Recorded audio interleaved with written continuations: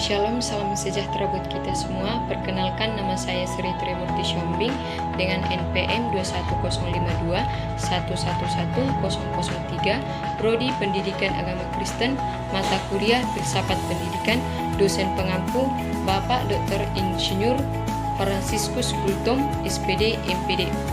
Di sini saya akan menjelaskan apa filsafat pendidikan. Filsafat pendidikan adalah ilmu yang mempelajari atau membicarakan tentang peninjauan ke masa lampau pada zaman Yunani kuno. Filsafat itu berasal dari philos dan sophia, yang artinya merupakan suatu kebijakan dan kearifan. Filsafat dapat dibedakan menjadi satu, sebagai interpretasi adalah untuk mengevaluasi terhadap apa penting atau berarti dalam kehidupan atau suatu cara berpikir yang kompleks. Kedua, bersifat kelompok, artinya bermanfaat atau suatu masyarakat yang mempunyai filsafat dalam hidupnya secara sosial, maka hidupnya akan bermasyarakat dengan golongan pada pedoman hidup diyakini bersama.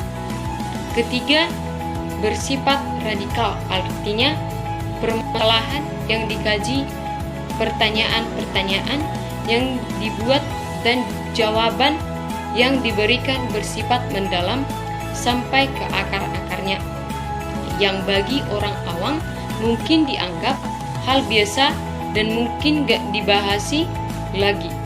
Tapi filsafat ingin mencari kejelasan dan hakikatnya. 4. Bersifat sistematis, artinya pertanyaan, pernyataan, dan kajian adanya hubungan yang atau dengan lain yang bersifat koheren atau mutu. Kelima, bersifat universal, artinya pernyataan, pertanyaan, dan kajian-kajian bersifat umum.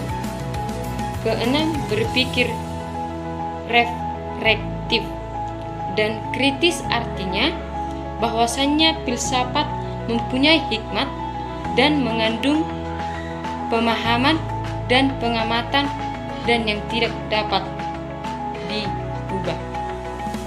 Ketujuh, bersifat science of science, yaitu memberi analisis secara kritis terhadap konsep-konsep ilmu dan membuat pikiran sistematis dalam pengetahuan. Ada beberapa metode dalam peraihan filsafat. Metode sistematis yaitu metode yang dikenal dengan sebutan karya filsafat atau fungsi filsafat secara teori, hakikat, dan secara epistemologi. Metode historis berbicara tentang tokoh metode filsafat secara pemikiran atau pokok ajarannya. Metode kritis berbicara tentang pengetahuan filsafat, tentang tingkat intensif yang pengetahuan filsafat di dalam memahami isi, mengajukan kritik baik dalam yang akan dipelajari. Metode kritik, suatu metode bersifat intuisi atau kemampuan memiliki pengetahuan segera dan langsung tanpa menggunakan rasio. Metode skolastik bersifat sintesis. Metode matematis bersifat menganalisa hal-hal yang kompleks, mencatat isi akan hakikat sederhana. Metode empiris, metode ini mengingatkan bahwa hanya pengalaman pengertian yang benar. Kedelapan, metode transendental. Metode ini merupakan analisis kriteria pada objek. Kesembilan, metode deratis atau genektis. Metode fenomenologi pada prinsipnya mampu secara sistematis introspeksi atas fenomena mencapai hakikat murni. Sekian dan terima kasih. Jika memang dirimulah tulang rusukku, kau akan kembali pada tubuh ini. Ku akan tua dan mati dalam pelukmu.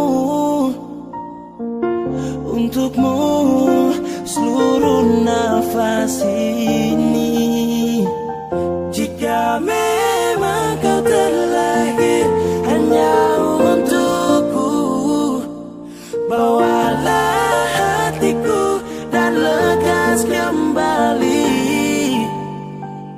Ku nikmati rindu yang datang membunuhku. Untukmu seluruh nafas ini. Untukmu seluruh nafas ini.